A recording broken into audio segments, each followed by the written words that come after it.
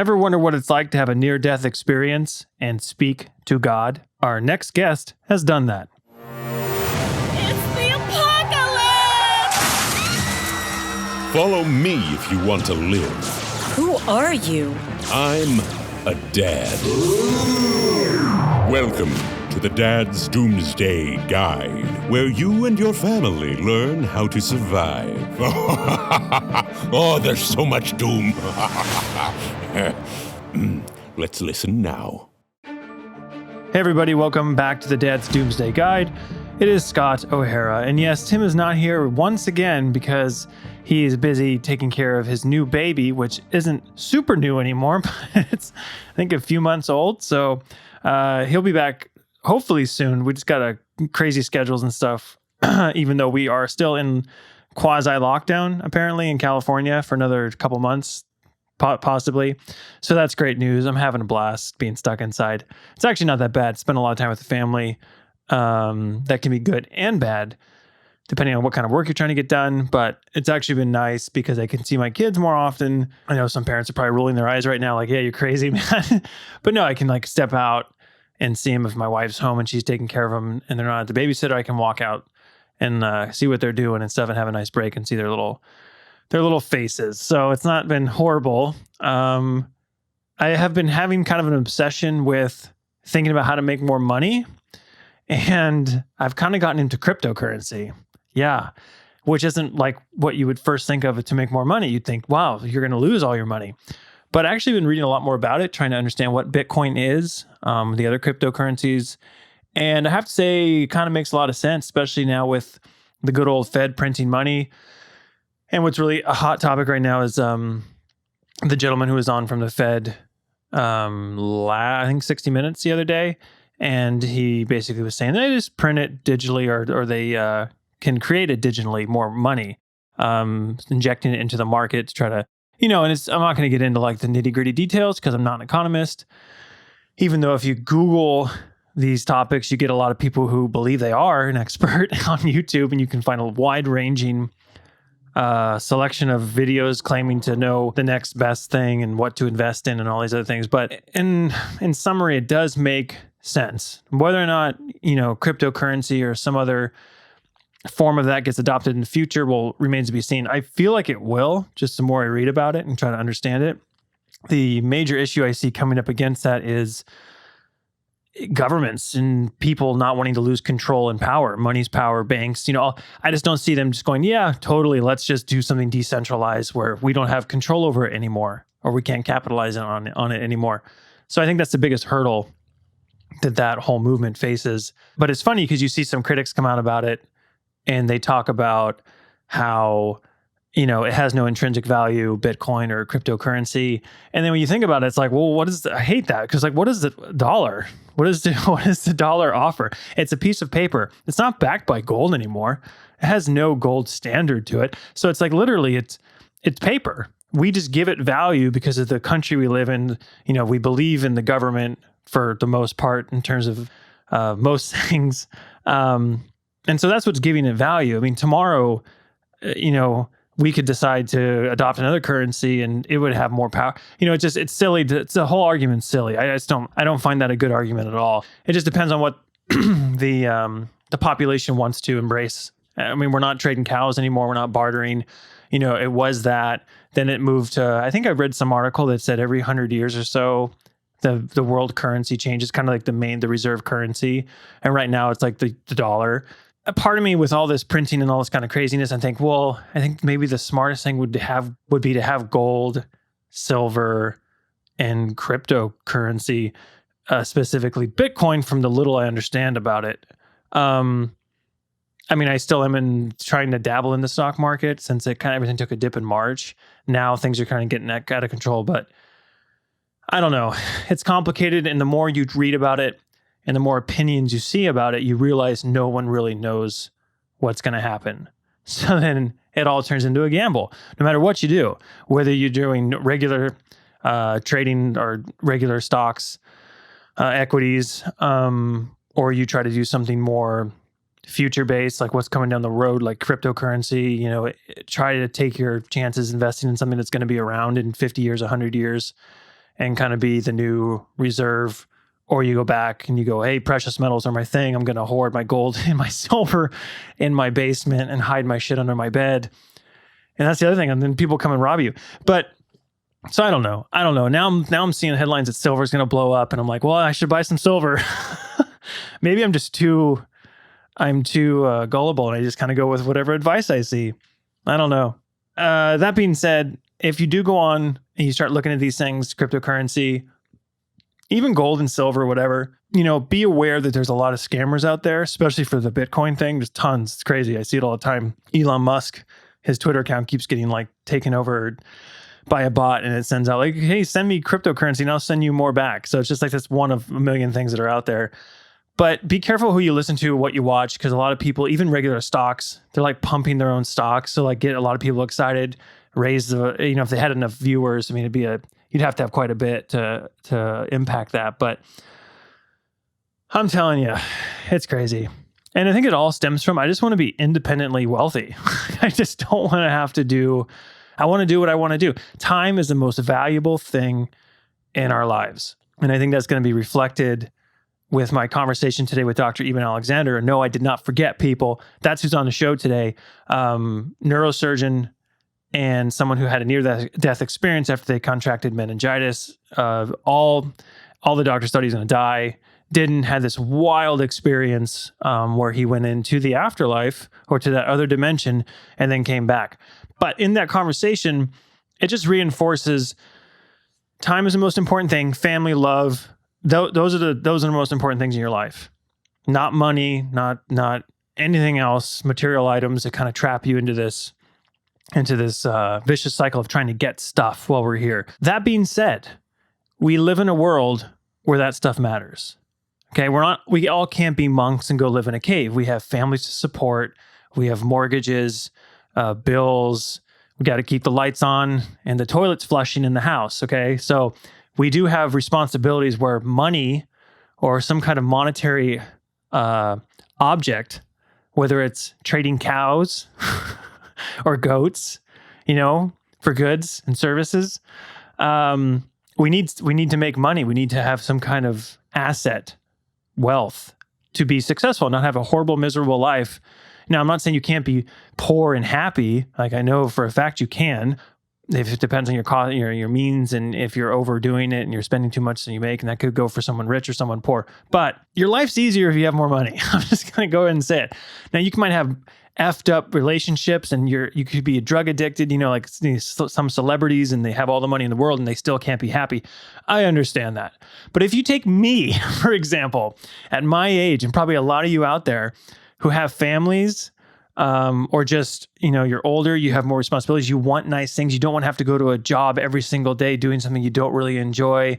You want to do like passion projects, whatever you want to do. It'd be great to be independently wealthy. I'm just saying, it'd be nice to be a millionaire. And then I don't have to do certain things, and I can spend time. I can take my family to Hawaii any the hell time I want, except for maybe now because of the virus. But most of the time I could just hit them. Hey, let's go to Europe. Hey, let's go to some kind of tropical island, which my wife and I love, And I'm going to enjoy that time. Those moments I get watching my kids grow up, having fun, doing cool things with them, experiencing the world. Some of the best memories I have is when my mom and my dad took my brother and I on road trips, and we would just drive around the country. We would hit all these different states. We went as far as Nebraska one time. We hit up Mount Rushmore, all the way through all these places I never would have gone to. And then we loop back through this and come to some of the southwestern states, Arizona, New Mexico, and we saw some really cool things. A lot of history. Went up to the Black Hills, Wyoming, South Dakota, where Crazy Horse and Custer fought. I mean, it was just amazing history. And it's something I never got in a school. Like, you're not going to get that kind of stuff. You're not going on a field trip to those places. So if you're able to do those kind of things with your families, man, that's like priceless. That's the kind of stuff I remember. When my dad was sick and he was dying, like, none of the other stuff mattered. Like, right, money, the things he had or that I had or I didn't get or that he got, none of that shit mattered. It was just about memories that I had with him. That was it. It was wanting more of those memories. It was wanting more time. And you realize that's completely out of your control, and you're not going to be able to get that. You're not going to be able to manufacture that. So you have to enjoy whatever time we have right now. because you don't know what tomorrow is. You don't know what the next is, next week, next month, next year. And it's not to make you worry. I mean, I tend to be a compulsive worrier and freak out over small, stupid things. And it's like, just to relax. Like that should have taught me, right? That experience with my dad. Don't think about the future. Enjoy the now. Enjoy the present. And it just sucks that money impacts that quite a bit. And yeah, it's your decisions do too, right? If you go out and buy a new car, you buy a bunch of stuff you can't afford, it's going to screw you and it's going to make your life a lot more stressful and you're going to have to work a lot more and be probably more unhappy. So I get all that, all right? But at the same time, I got bills and they're not going away. So that basically, in a nutshell, is why I've been kind of going on this whole, I want to invest in stocks and cryptocurrency. And then I sit back and I realize, you know what? The amount of money I'm putting in, it's a drop in the bucket. It's not going to do shit unless something blows up like 1,000 times. And that's really rare. That's in your crypto stuff. You know, that's another point. Sorry, I'm going on a rant about the whole Bitcoin thing here, but I found it really interesting. People who are very bullish and kind of like hype up the Bitcoin thing, like you can, go on YouTube and search cryptocurrency, and then you start seeing all these people who have channels. I swear I should start one, because then I would automatically have tens of thousands of viewers. It's just like instantaneous. If you get financial stuff, so many people probably want to do what I'm describing. They want time, they want more money, they want to be financially independent, that people just latch onto that stuff. They want it so bad. They're like, what piece of information am I missing that's going to complete this journey to financial wealth? And it's not there.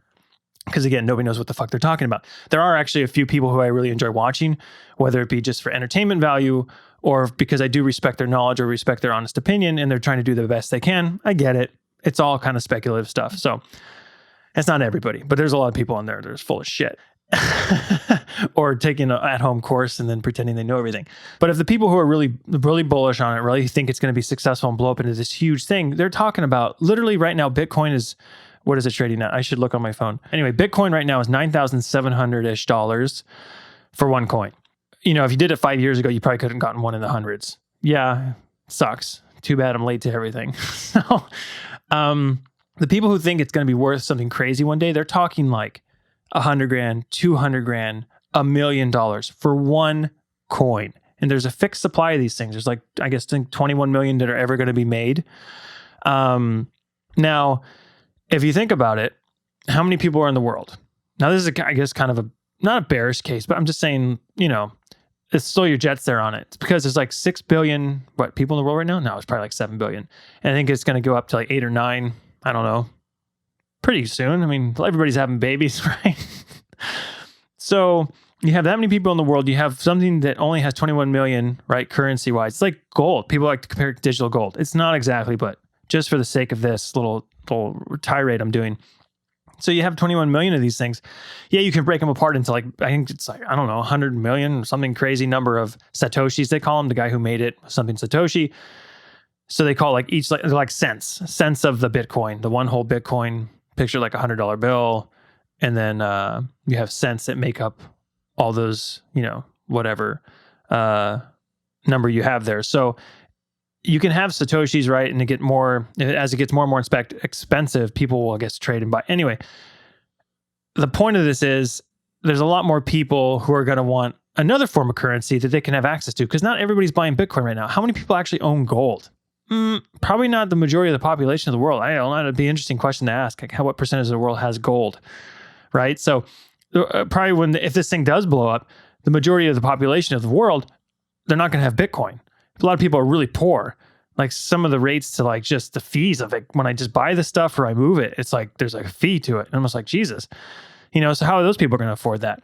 They're probably not. So they're going to come up with another currency probably that can, you know, the vast majority of people can have that isn't maybe hard capped on the amount. I don't know. There's so many factors when you try to predict the future that derail your prediction. So there's a lot of smart people though that think this is going to be around. I don't disagree with them. I think it probably will be around, but who the hell knows what it's going to look like?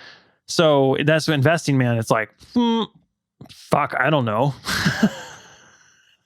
I should start like some kind of, I don't know, fund or financial advisors, and the tagline will be up. Fuck, I don't know.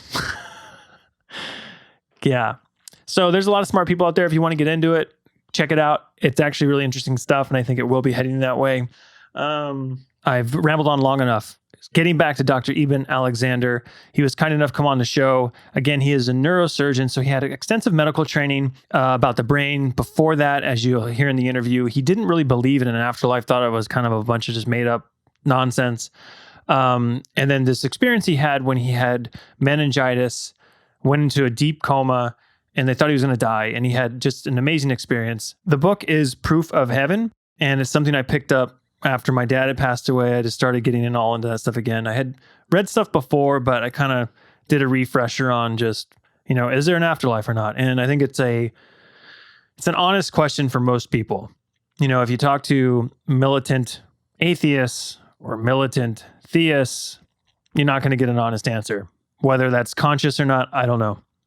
But if you're truly curious about the world, I'm not in anybody else's head, so I can't say. There's a lot of brilliant people on both sides of that argument, but I feel like an honest question is there anything after death? It's an honest question.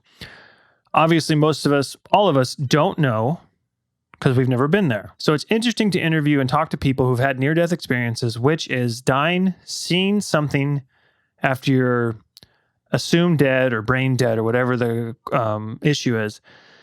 And then you come back, and that image or that event is often much more clear, much more vibrant, much more real than the life you actually live in currently. So what you're about to hear is his take on it. Now, if you want to get the nitty-gritty details, I urge you to buy the book because it's a very interesting read and you can make up your own mind. But I found it one of the most fascinating takes on that I've read since I've kind of gotten into this stuff, 15, 20 years ago. And I started reading about different events like this. So, and I should mention, guys, that this interview was done over Skype, so I apologize for any kind of hiccups in the audio that you hear. All right, everybody, enjoy. Today, we are happy to have Dr. Eben Alexander. He is a best-selling author and neurosurgeon. And I believe the first book I was exposed to is Proof of Heaven. After my dad passed away, I was out looking for different books to kind of grasp all the questions that come with death and the afterlife and everything else. And years ago, I had read Elizabeth Kubler-Ross's book, and then also Moody's work. And so finding yours I was like, whoa, this is by someone in the medical community. This is something that's so descriptive. And I found it on Amazon, and the reviews were through the roof. And I was like, oh, I got to read this. So I checked that out. I read it. To me, it was fascinating because of the depth that you went into describing these things, and also the fact that you brought medical knowledge to this and kind of an understanding of the mind and how it works, and how you were able to basically weed out all the other possibilities that are typically associated with near-death experiences. Now, I guess to start, for people who don't know who you are, kind of what is your background, schooling experience? Where did you come from before this happened to you in terms of belief in an afterlife? Okay. Well, I grew up in North Carolina, in Winston-Salem. My father was very influential in my life. He was a globally renowned neurosurgeon, but he had served as a combat surgeon in the Second World War in the Pacific Theater. He was there for more than 2 years. And that says something very important about him, in that it was his very strong faith in God and in the power of prayer that I think got him through World War II relatively unscathed. And his own father had been a general surgeon who had taken him to the Presbyterian Church every day of his life. So for my father, who also taught neurosurgery as a chairman and was into physics, cosmology, completely scientifically minded, but for him, there was never any kind of conflict between the God and power of prayer that he knew and the science that he taught. Now, I grew up in the 60s and 70s, and like many of us from that era, I came to believe that science is the pathway to truth. I promise you I'm more of a scientist now than I've ever been, but I spent all those years. I was teaching 15 years at Harvard Medical School in neurosurgery at the Brigham and Women's Hospital, and I thought I had some idea of how brain, mind, and consciousness work. Well, all that changed very dramatically November 10th of 2008. And of course, before my coma, I was very much a physicalist or materialist neuroscientist. I believed brain creates consciousness, the physical world is all that exists, and we got to somehow explain consciousness on that basis. And everything flipped completely with the near-death experience because it was, in many ways, a perfect model for human death. I had a very severe case of bacterial meningitis. It's really about the worst kind you can have, the most deadly. And I was driven into coma within about 3 hours of symptom onset. Major septicus, and that was all before I was even taken to the emergency room. So I was extremely sick. And in fact, the doctor who welcomed me to the ER and ended up doing a lumbar puncture didn't even recognize me when I came in the door, even though she knew me very well. We dealt with the same patients for years. But all she saw was a 54-year-old white male in extremis trying to die right there on her watch. And about 10 minutes after she started working on me, she went, "Oh, my God, this is Eben Alexander." And she was the one who did that lumbar puncture. Out came thick white pus under pressure. And she told me months later that when she saw that and got the report back from microbiology that it was a gram-negative bacterial infection, she knew I had about a 10% chance of survival. And that was the rosy prognosis on day one. Wow. Of my coma. I spent 7 days in coma. By the end of that week, I was down to basically a 2% chance of survival with no chance of recovery. And that's why the doctors were then recommending to my family that they just stop the antibiotics and let nature take its course. The good news about all this is there's now a medical case report on my medical records that came out in September of 2018. It's in the Journal of Nervous and Mental Diseases. It was written by 3 doctors who were not involved in my care, but they were fascinated by my miraculous. And if you read that case report, and anybody can access it, if you go to ebenalexander.com, look at my blog postings, and then look at the one from September 2018, where I comment on a paper that confirms the medical details of my case. And the third paragraph of that blog has a link directly to the case report. Interestingly enough, they spent more than 2 years reviewing my medical records and had great difficulty getting it published because doctors would read it and say, this case doesn't line up. This medical record is way too, deadly for somebody to be having any kind of phenomenal experience at all or recovering fully. It just can't happen. And in fact, what finally got it published in Journal of Nervous and Mental Diseases was that these 3 doctors, who were also aware of other miraculous cases of recovery in the setting of near-death experiences, explained my full recovery over 2 months, which really has no Western medical explanation at all. But they explained it by saying the spiritual content of my NDE contributed to my recovery. Wow. And I hope it sinks in with people. That's what convinced a bunch of doctors in a peer-reviewed medical journal that, oh, yes, this case now makes a little more sense.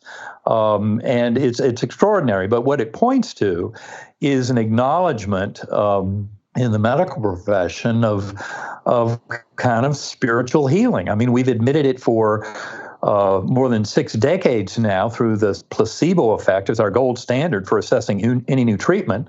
So doctors admit through using placebo effect to, a patient's beliefs have tremendous power that can contribute to their healing.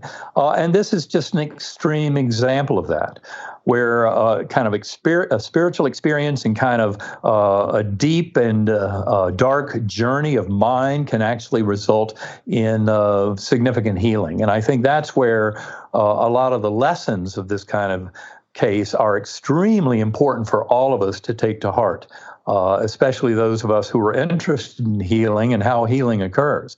Because for me, it shows a tremendous amount of power gained not just through having a near-death experience, but I believe people can gain the same kind of connection with the universe through meditation. And that's why a lot of the work that my life partner, Karen, and I do now is in helping people with meditation through her company, Sacred Acoustics. People can learn more about that at sacredacoustics.com. And of course, I've used meditative techniques to return to my near-death experience many a time, and not just to harvest memories, but to actually develop my relationship with all that I encountered in that profound experience that I wrote about in Proof of Heaven. To kind of get back to your question, I've been through an extraordinary journey of discovery. And in many ways, I found that the scientific community is taking the lead on this.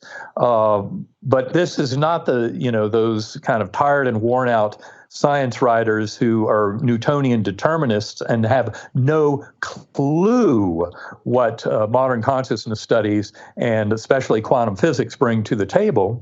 But there are many in the scientific community who realize where all this is going. And it's good news for human beings. And to kind of short circuit for your listening audience, I would steer them to GalileoCommission.org if they want to learn a lot more very quickly about the scientific revolution in consciousness that completely honors the reality of mind over matter and a conscious experience like I had deep in coma, and the power we have to heal ourselves. So this scientific revolution is very important to this world at large, but you don't have to wait for all the scientists to catch up. You can learn a lot more right now. Just go to ebenalexander.com. We have a free 33-day email course that introduces people to a lot of the facets of this revolution in science. Oh, for sure. And that you brought up an interesting point, and it's something that actually, because I'm finding myself jumping from one book to the next book to the next book, I don't have it in front of me, but it's a physicist, and he actually was going into the concept of the idea that consciousness, what is it, and the materialist point of view about matter, and that's all that exists. Now, through your experience, and we definitely want to touch on that and kind of what you went through, how are you now thinking about consciousness? And you say this kind of revolution that's happening within the scientific community, and kind of maybe, I don't know, I've heard you mention quantum physics previously and kind of how this is tying together. So what, in your opinion, is consciousness, and how are we, I guess, tapping into that, and how is science kind of bridging those two pieces together? That is an excellent question. I would start by just defining consciousness very simply. Each and every one of us sitting here reading this, looking at our computer, what have you, we have this notion of an awareness, that we exist and that there are things around us.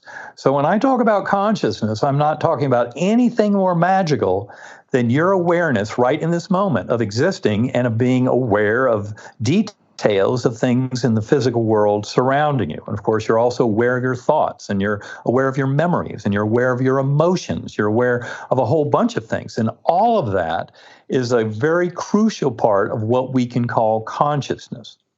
Now, people are prone to believe that the brain creates consciousness. And there are a lot of reasons for that over time when, with people getting hit in the head or having strokes or drinking alcohol and kind of soaking their brain in a toxin like that for a while. It alters our mental function. It changes that mentation. Totally. And so people under the mistaken assumption that, the brain is creating consciousness, and when I do these things to the brain, I alter consciousness. But the scientific revolution that's growing up around this is based on one very simple little concept that explains so much. And that is, what if we postulate that this thing we call consciousness, self-awareness, is actually a property of the universe? Let's say it's actually a layer of information, assimilation, and integration that's very crucial to human beings in terms of our awareness of things, and then what we kind of do and see and trying to influence it and act out, trying to, create the reality of our dreams and kind of alter reality in a way that we wish it to flow. We all assume that the brain creates all this, but believe me, it solves a tremendous number of problems when you decide that conscious awareness itself is part of the universe. It's just built into the universe. In fact, I would say all of the physical universe emerges from it.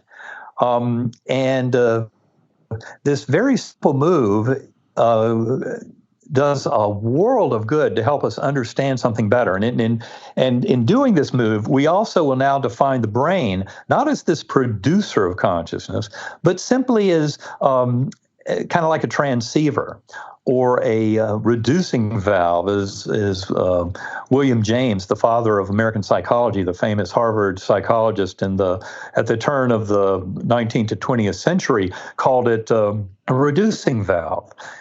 This is generally known as filter theory, the notion that the brain is a filter. So it allows primordial consciousness in, but doesn't create it de novo. And that makes a big difference. And that's where the scientific revolution with all this is really taking off. And don't believe that this is some smoke and mirrors trick to say consciousness is primordial, because basically in any philosophical system of viewing any question about reality, you have to have what's called an ontological primitive. And that is the stuff on which everything else is based. For example, in quantum physics, one might consider the ontological primitive to be the quantum field. For many people who have not thought about this very deeply, they might think, well, the ontological primitive is the material world. And I promise you that really doesn't work, because that just leads you right into the hard problem of consciousness, which is actually a hard problem for an impossible problem for the materialist or physicalist model of reality. But set all that aside and just say, well, right now, let's just replace, put the mental realm itself as that ontological primitive. And it does a world of good to help us understand what's really going on here and explain very kind of advanced, empirically proven things like the afterlife, after-death communications and visions and all of that, even of reincarnation. There's tremendous scientific data supporting reincarnation. If you go to uvadops.org,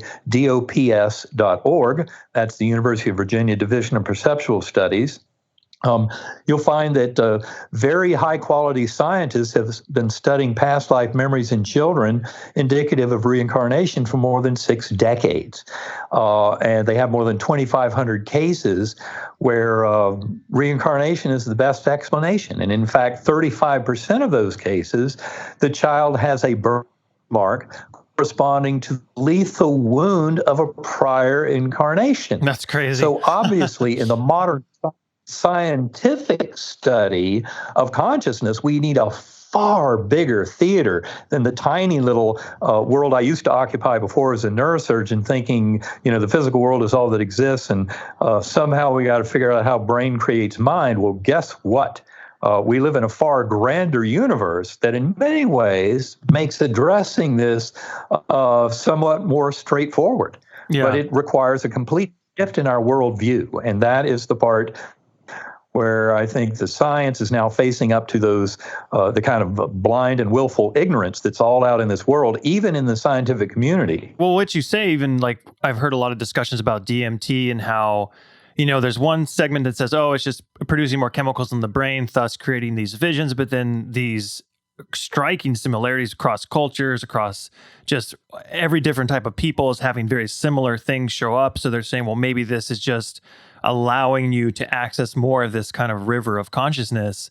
And when you talk about kind of the human being, the human mind being almost like an antenna where it's picking these things up. Now, have you come across that at all in your research? Well, yes. In fact, I'm glad you brought that up. I mean, the psychedelic angle on this is extremely important for people to get. Now, I do not recommend the casual use of psychedelic drugs by anybody out there, because in fact, if you have any kind of emotional or spiritual instability, they can really kick you off the edge of a cliff.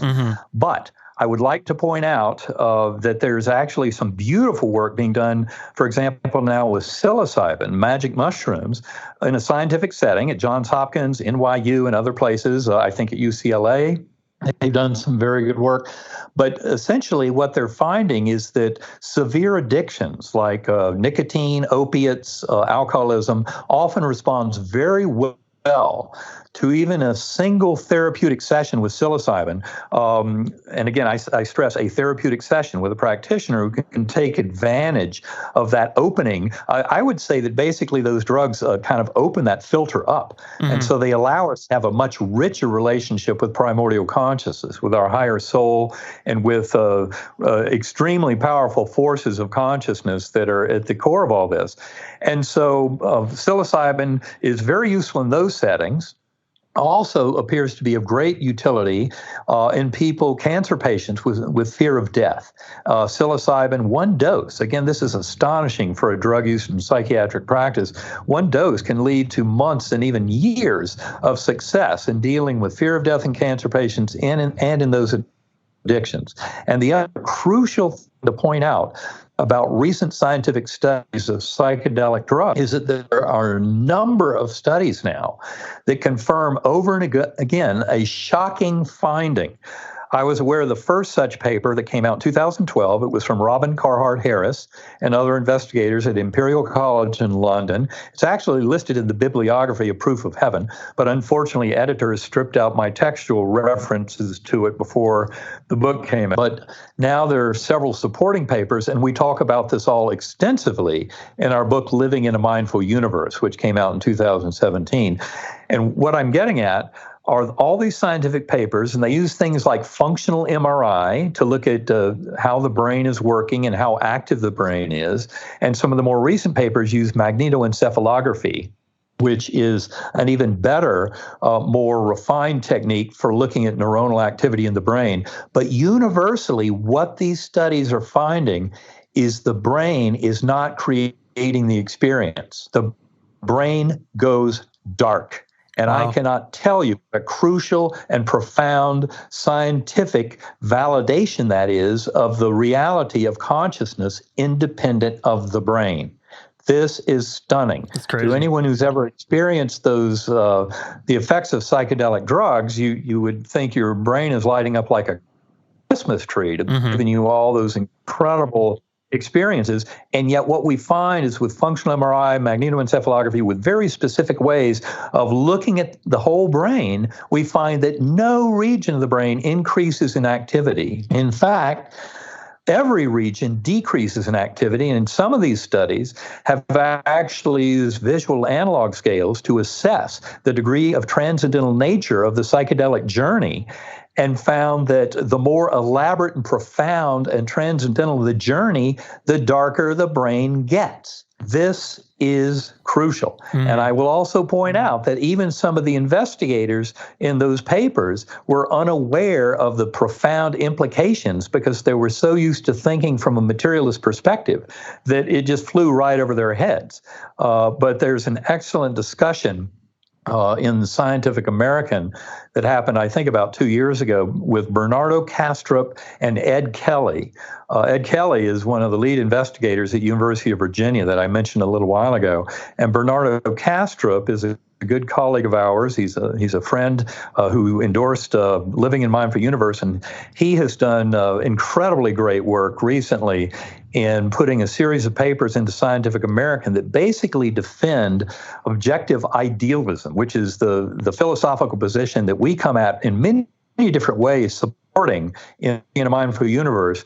And Bernardo Kastrup has done an excellent job of building a bridge purely from the world of science. He works for CERN, in Europe. He's very well versed in philosophy and in quantum physics. He's recently written a book called The Idea of the World that I think is fantastic. I endorsed it very heartily. But it really goes the distance in proving that if we're really going to get to a deep answer of the mystery of quantum physics, we need to admit that mind is fundamental in the universe. Now, this is something that the founding fathers of quantum physics all kind of knew.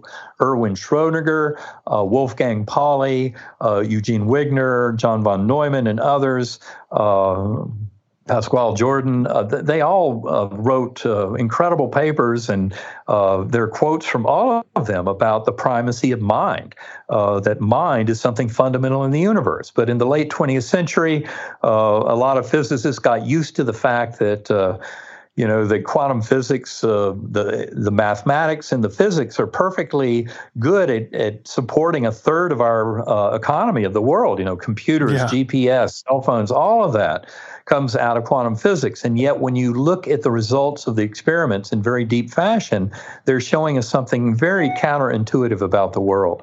And that counterintuitive is what I'm talking about. The reality is we're rapidly getting to a point now where the quantum physics is proving beyond any doubt the primacy of mind. And then you have neuroscience of consciousness and philosophy of mind all coming to the same conclusion. It's what we call consilience, when widely different ways of looking at a question all suggest the same answer, which is that consciousness is fundamental, that consciousness actually creates all of emerging physical reality. And the brain is a filter that allows it in. But as to the question of what happens when we die, what happens is your consciousness is released once and for all from the shackles of that filtering mechanism of the brain and the physical body and the physical world. And that's why near-death experiencers have such extraordinary stories to tell. It's because they've journeyed into a world of consciousness that is far richer and more and much closer to primordial mind and consciousness than we are in these physical bodies. So it opens up a tremendous set of possibilities. Well, the way you describe it in the book as well, it almost seems like, and you correct me if I'm wrong, because I grew up Roman Catholic. And kind of the main religions, it almost feels more of an Eastern religion type of feel to it, as far as like a consciousness, a universal like intelligence, or tapping into this one thing. Is that, and then kind of reincarnation, kind of that kind of bringing in. Now, is that something you experienced directly through your NDE, as far as things that information that you were kind of being given, or is this something you kind of discovered through research? Absolutely, because as you'll recall, I don't know how many of your audience have read Proof of Heaven, but just very briefly, I would remind them that it's about my spiritual journey that happened when my neocortex was inactivated. And that, of course, is what that medical case report makes so clear, is I shouldn't have had any experience at all. Mm-hmm. In fact, you look at my medical records, look at the CTs, MRIs, and the neuro exams and all that, and there was no way to even have a dream or hallucination. That's why the medical profession takes my case so seriously. But yes, it all started in an earthworm's eye view, very primitive course on the responsive realm. Important to point out that my NDE is a little atypical in that I was amnesic. I had no memories of Eben Alexander's life. I had no words or language, no knowledge of Earth, of this universe. So I was starting with an empty slate in that earthworm eye view, as I call that primitive realm. It was like being in dirty jello or underground. But the good news is that didn't last forever. Yeah. There was a slowly spinning white light with fine golden tendrils came towards me with a perfect musical melody, and that opened up like a portal up into a rich, ultra-real gateway valley that had a lot of Earth-like features. I mean, a lot of lush life and flowers, buds on trees, blossoms, just incredible, very fertile valley, and lots of souls dancing and lots of joy and mirth, because up above were these swooping orbs of angelic choirs. And I go into great detail in the book. Yeah, I don't want to take up too much. I just want to say, like, when I read that it blew me away, and the description of it, you did a fantastic job. I know you said multiple times in the book, like, this language isn't really going to do it justice, but I want everybody to know, like, if you really want a descriptive account of it, please read Proof of Heaven. I mean, it was fascinating, and it made me think, like, my God, I hope this is true. Well, it's absolutely astonishing, and but important to point out, that was not the end of my journey. That was just a stepping stone. And yet those angelic choirs provided light portals to higher and higher levels. And I remember seeing all of space and time collapsing down, and that includes our four-dimensional space-time, in which I would point out time is very much part of the drama, the stage setting to allow the drama to unfold. But Earth time is not a fundamental ordering of causality. And what I encountered in those realms, in the spiritual realms, something I call deep time, which is a completely different, higher order kind of causal layer that has to do with soul growth and the evolution of all consciousness throughout the universe. And that was just a stepping stone out to what I call the core. The core is pretty much impossible to put into any kind of words that would ever convey any of the reality of it to anybody, because the entire higher dimensional multiverse at that point, throughout all of eternity, had been shrunken down into this complex oversphere, which was there as a teaching tool in this core realm. The core realm, dazzling darkness, absolute paradox, completely unified throughout all. And the lessons, I cannot even begin to describe so much of what is there because I haven't even unpackaged it yet. Extraordinary in that core realm. I often use the analogy, it's like standing on the edge of a black hole where one foot is in the singularity and the other foot is right there. Those very first steps of parcellation of how things start to emerge into a four-dimensional space-time from higher realms of causality. None of it makes any sense in English language to convey to others, and that's why meditation is such an important part of helping people to get there on their own. But the core realm answers your question. That is where so much of this became apparent to me. That's the origin, that God force of pure love that some near-death experiences have come back with.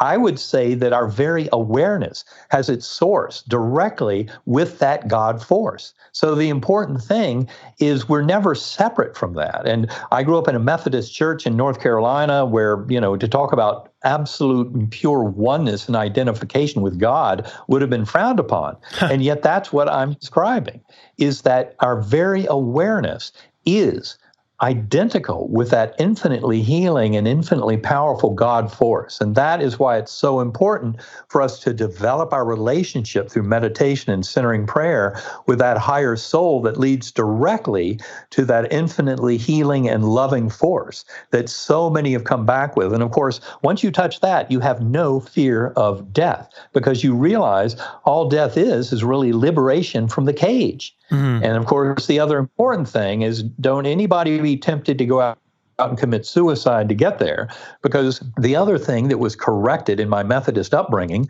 was the notion of reincarnation. It was very clearly presented to me, the power of the life review, for example, in my journey. But I couldn't have an Eben Alexander life review because of my amnesia.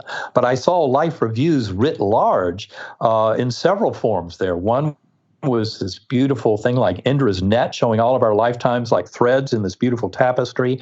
And I could see how all of the lifetimes were necessary to do that growth towards oneness with the divine. But it just can't be done in one lifetime.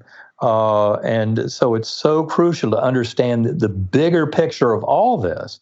And don't think, I'm going to commit suicide to get out of this horrible life I have here to go there. Because then all you'll do, if you can't make amends in your life review for that suicide, and anyway, if you don't, then you might be doomed to repackage the same issues in the next lifetime. So suicide and homicide are never the correct answer to any of this. Now, is that something that I guess, I don't know how you would describe it, but as your spirit or energy, once you depart this earth and you kind of reincarnate and come back, is that something you're choosing individually? Is that something that's just necessary for your own soul kind of, evolving to that one truth? Or how does that? I would say it's something that's more directed from kind of higher soul level. None of this really makes sense to an ego mind, okay? And of course, you got to remember, as Karen and I often teach people in our meditation play shops, is remember that little voice in your head, the running stream of thoughts, which is the voice of your ego. The best way to look at that is not your consciousness.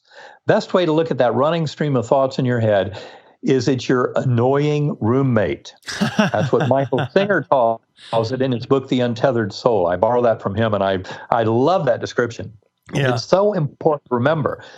Because no, it's not your ego mind doing any of this. Your ego mind is down here being an automaton and kind of reacting to things and, using fear and anxiety as the main tools. That's why, especially in this era of the COVID-19 crisis, it's so important to start connecting with that higher soul. Start developing a practice of meditation, because going within, you start to learn that you are far more than that petty little, puny little voice that complains and whines about, coworkers and other little petty problems. Because when you kind of connect with your higher soul, you start seeing, the much bigger issues that guide us. And I would also point out, I saw very clearly from my journey that in this notion of reincarnation, that we often select the hardships of life. And that's a higher soul thing. That's not something your ego gets involved in, but the higher soul and soul group kind of help to set this up. And so for me, for example, people who've read Proof of Heaven will realize I stopped drinking alcohol in 1991. My family and I were concerned, and I had to face a big reality. And now I'll tell people I'm a grateful recovering alcoholic. Well, guess what? I'm grateful that I was born alcoholic in the first place. Because what I faced up to in that challenge to me back in the early 1990s helped me to grow as a soul. Likewise, my meningitis, 7 days in coma. Well, I'll tell you, that was a blessing. It was a beautiful and wonderful blessings because of the lessons I got from it. Now, of course, I also realized I would have gotten many of the same lessons even if I'd not returned to this world.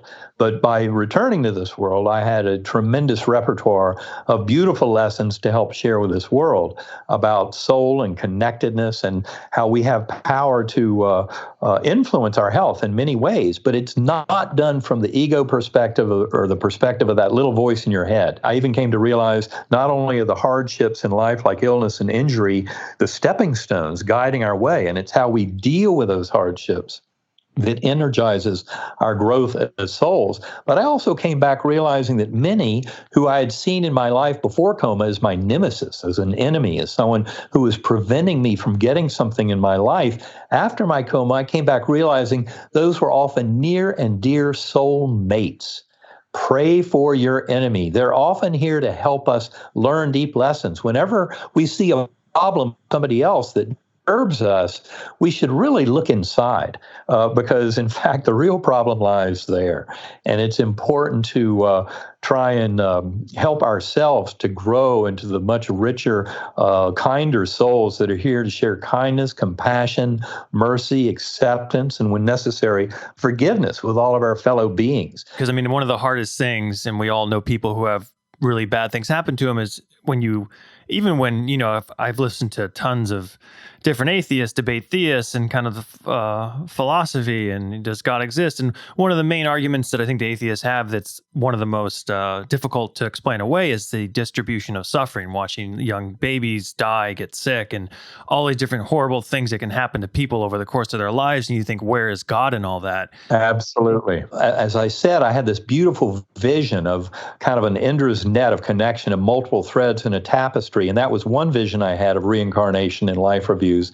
But also I had this beautiful vision of flying fish coming in and out of the water and down in the water. We're temporarily dumbed down. We're kind of listening to our ego voice all the time, not necessarily in tune with our higher soul and with that primordial mind.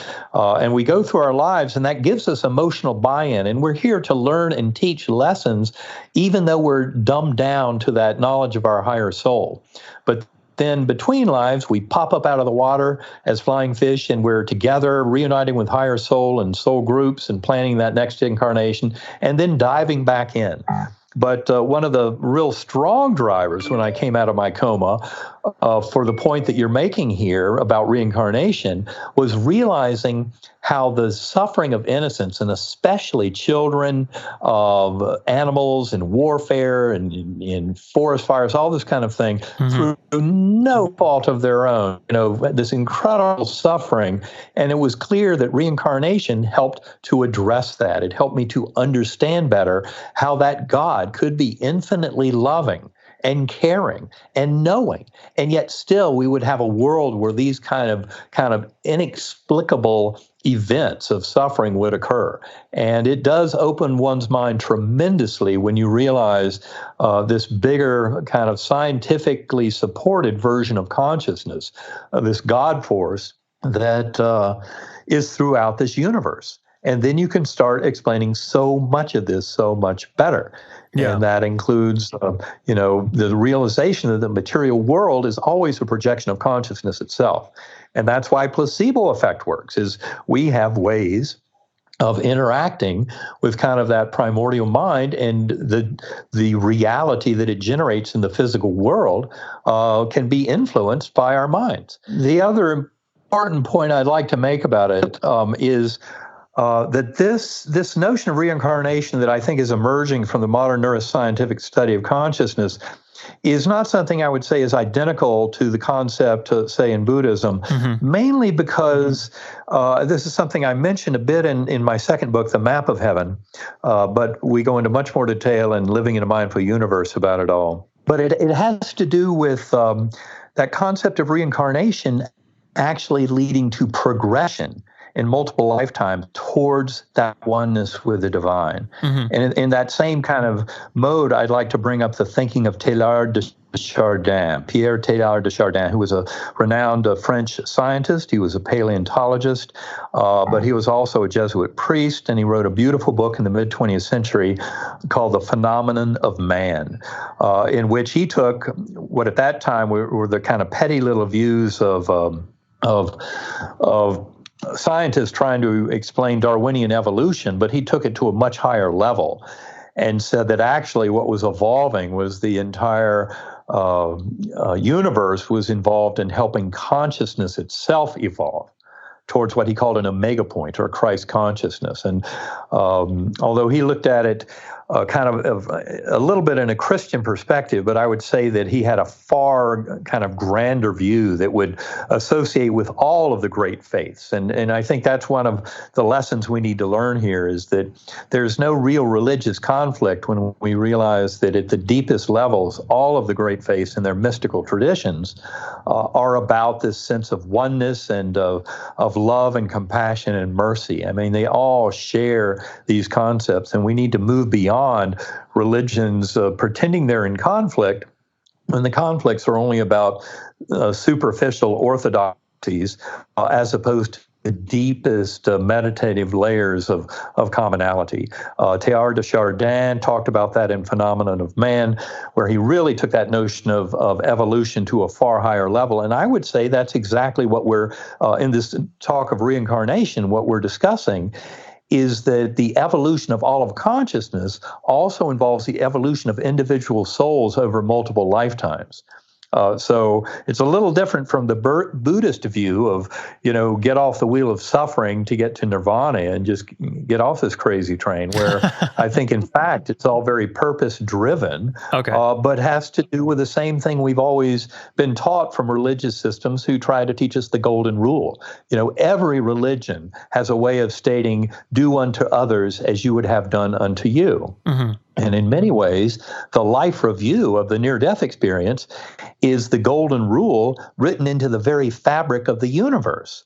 Because one of the interesting things about life reviews, when you talk to many, many people who have been through this, is they say that what they experience is not reliving the main events of their lives that still had residual lessons from their point of view, but they feel the emotional power of those around them influenced by their thoughts and actions.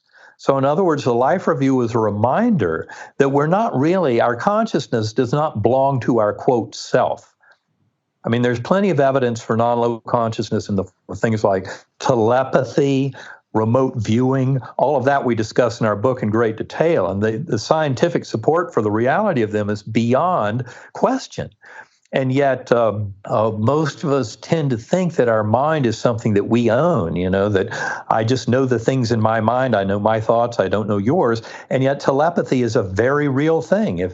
Read Guy Leon Playfair's book on twin telepathy, where, something like 35% of identical twins have such powerful telepathic connections that if one of them burns their finger on a stove, the other twin might be 1,000 miles away, but they feel pain and develop a blister. Wow. We need to take all of these studies seriously. They're teaching us something very profound about the nature of mind, consciousness, the brain, and reality.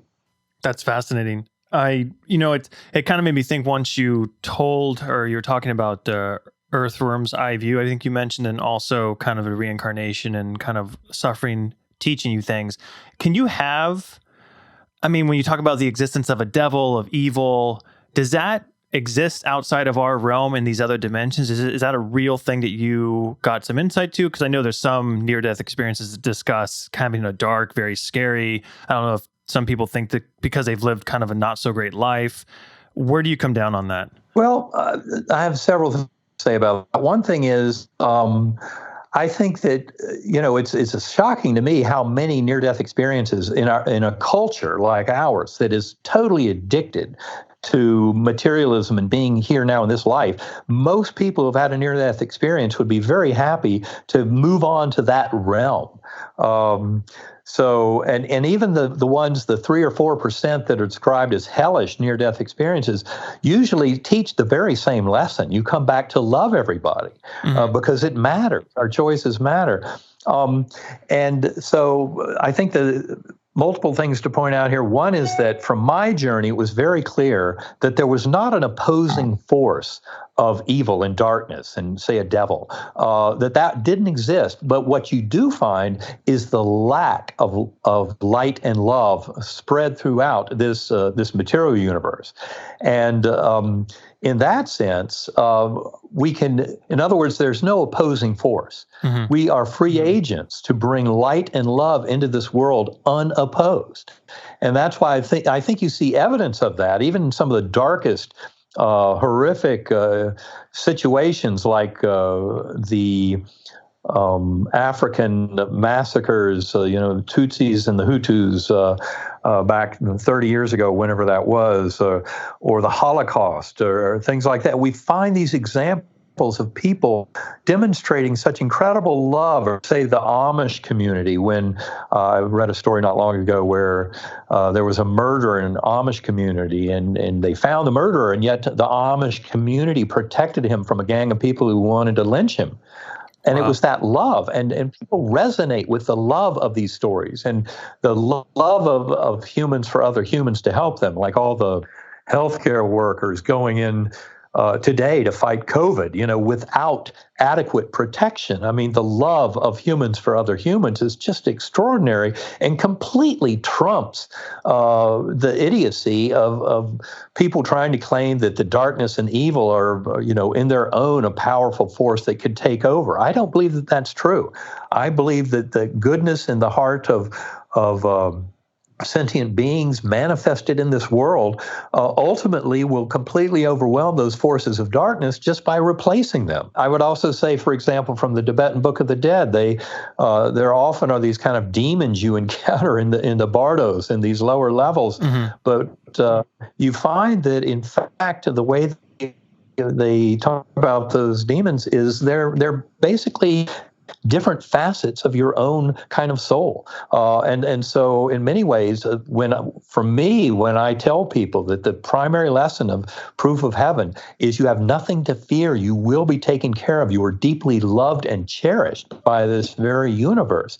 When you have that kind of knowing in your heart, there is nothing to fear. And even though you might encounter, these apparent demons, you can laugh at them, and ultimately they will laugh with you because we have such a deep connection with an infinite healing power, God force at the core of the universe that can protect us at every level. But that's why it's so important for people to know this on their own. That's why deep prayer, centering prayer and meditation, and for people who need a tool for meditation, I recommend the tools at sacredacoustics.com. They're extremely powerful.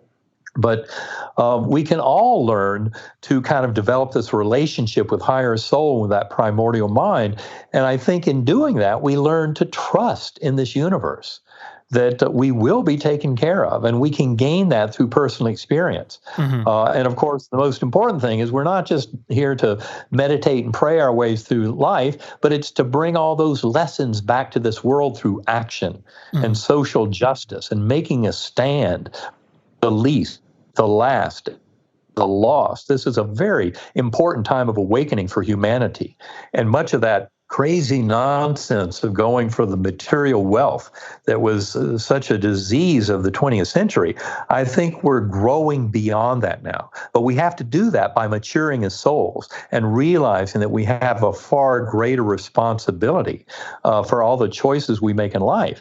But fundamentally, it's all about loving each other and bringing kindness and compassion and really taking care of all sentient beings. And of course, it's not just about humans. This is about all life on Earth. Now, has your experience, since I know when you described it in the book, something like, when a person wakes up or you're in a dream when you're sleeping, it seems so real. But when you wake up, it seems like, oh, that, I can see how that wasn't real. And it seems kind of grayed and faded and it seems like a dream. But you described this as being, when you woke up from this, your experience seemed more real than the reality of you waking up in the hospital. Oh, it is far more real. Part of it is, in this world, we're used to looking with our eyes and hearing with our ears, and then you have your brain very busy filtering all that information and kind of reducing it to this tiny little trickle that can be managed by, normal human consciousness. And in that realm, it's like drinking through a fire hose. And what I call knowledge through identification, where you actually become huge swathes of the scene as part of the lessons you're there to learn. That's why, for example, in that life review, you become the other souls around you to feel the emotional impact. So if you've been busy handing out pain and suffering to others your whole life, in your life review, all that comes back at you. In fact, the life review is really kind of neutral, but given that most of us would rather be treated well than treated poorly, when you're on the business end of all that pain and suffering that you handed out to others in the life review, that could give you a picture that you might come back and describe as hell. But the reality is, it's only to help learn and teach and grow. And that life review is all in the presence of our higher souls and planning those next incarnations. And before people think that, all this talk of reincarnation and from academics, at University of Virginia and other places is, who cares about a bunch of academics and scholarly stuff? They want to know about practical tools. Well, I will remind you, the world of transpersonal psychology, which has grown up over the last 5 or 6 decades through the brilliant work of investigators like Dr. Stan Groff, Dr. Michael Newton, Dr. Brian Weiss, and others, very capable scientific investigators who realized that in working with their patients would have memories of past lives that would help them understand and then deal with the issues in this life. In fact, I saw a paper not long ago where the group at UVA, and I'm sorry I don't have the details on this paper, but I remember reading it and I remember the gist of it. But they basically looked back through their database of the 2,500 plus cases of past life memories in children indicative of reincarnation and found the people who had had an opposite sex past life and found a high statistical correlation of them having kind of transgender identification in this life. So there's a perfect concrete example of how we might come to a deeper understanding of who we are by acknowledging that we've been here before. And transpersonal psychology has helped hundreds of thousands of patients over the last many decades. And it's time for all this to really go mainstream. Let's all dive in and start understanding this, sharing these stories, start working with this much bigger model of reality in discussing our lives and how we can make them better and make all of humanity better.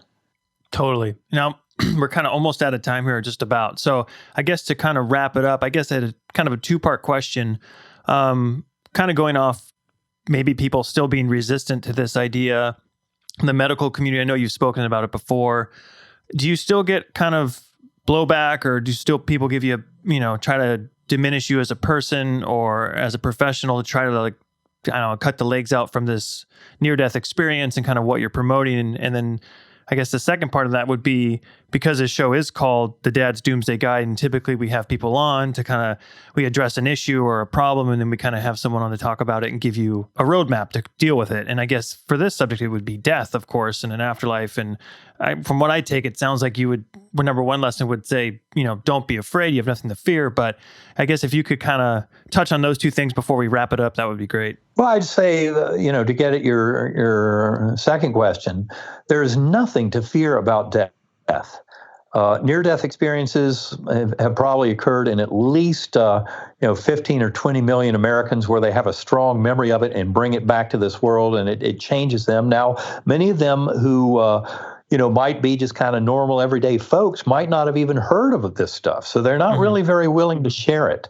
And I think that number 18% is falsely low because historically people were not willing to share it. Believe me, I thought I'd gone crazy. So you have to really kind of entertain all this stuff at different levels. But ultimately, there's nothing to fear about death. In fact, I think within 10 years, no self-respecting scientist, typically minded, well-read person on Earth will doubt the reality not only of the afterlife, but of reincarnation, because the evidence is so strong.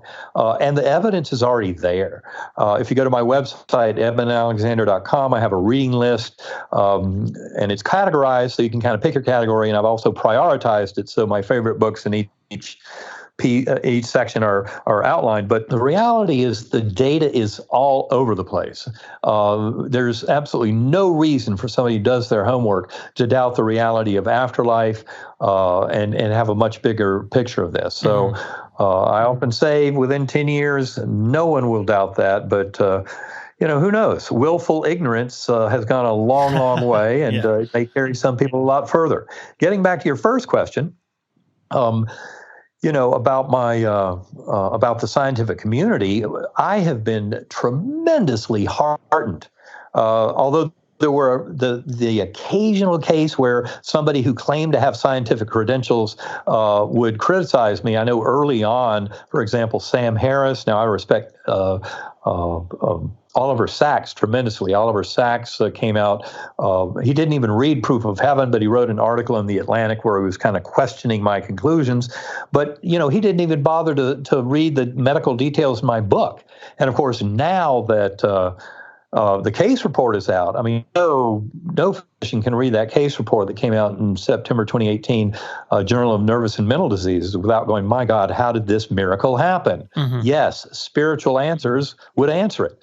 Now others, as I said, Sam Harris and Michael Shermer, who wrote a skeptic column in Scientific American, they came out kind of attacking me, but not with any real attack because they didn't base it in any data.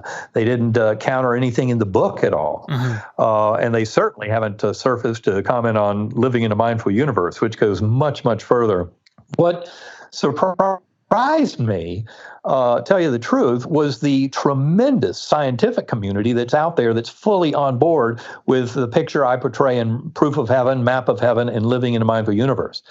That's why I would suggest GalileoCommission.org for your listeners who want to jump right into the leading edges of the scientific arguments about this. Also, Living in a Mindful Universe, I would also recommend for people, there's a completely free 33-day email course on our website on ebenalexander.com. Just click on that banner, your 33-day journey into the heart of consciousness, and you're off and running. You can go to innersanctumcenter.com. That's where Karen and I are trying to create a community of people around the science and sharing experience and help people through this COVID crisis, et cetera. But the scientific community is far along pathway towards admitting every bit of this reality we're talking about. Materialist science that tries to say, when you die, that's the end, brain creates consciousness. Nobody in that camp has ever gotten anywhere in saying anything useful about consciousness. Just doesn't exist. Daniel Dennett, one of the main proponents of that work, Tufts philosophy professor who says nobody's conscious. We're all zombies. Well, no. In fact, consciousness is the thing that exists, and we're all eternal spiritual beings, and that's where the scientific evidence is going. It's a fascinating world evolving with us right now.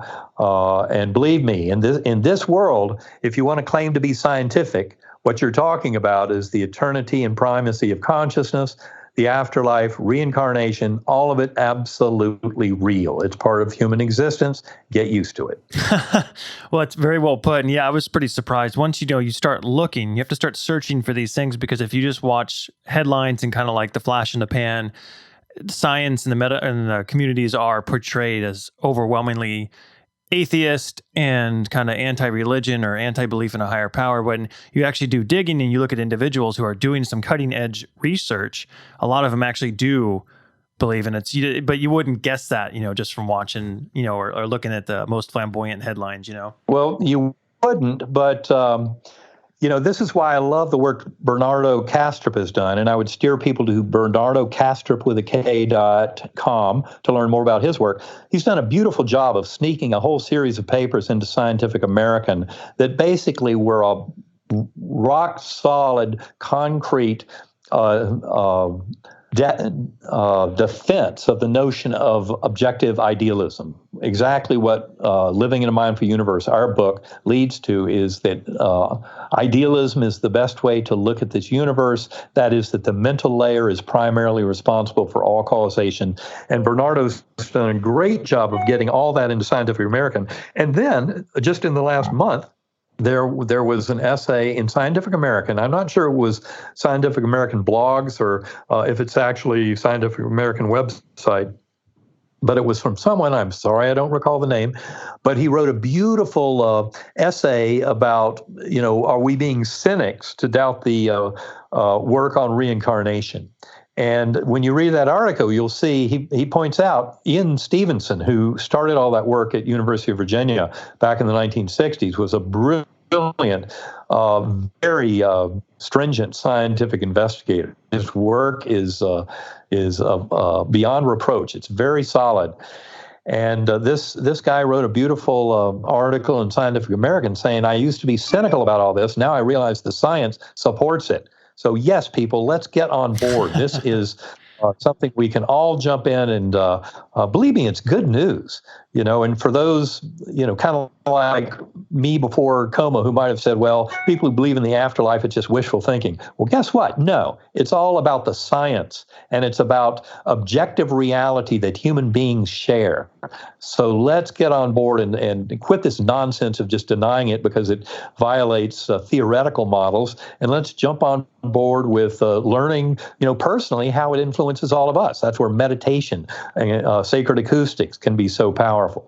Absolutely. Well, again, I can't thank you enough, Dr. Alexander, for taking the time to talk to us, talk to our audience, and kind of open up, hopefully, new doorways and windows for people who may not know what a near-death experience was or knew about you and what the quite extensive science behind this stuff now. And I guess just if you want to remind everybody to website to go to find kind of like, believe your website probably the best place for people to go and then branch off from there in terms of your books and everything else and accessing all this information. Yeah, well, they can get a big start if they go to Eben, EBEN, Alexander.com.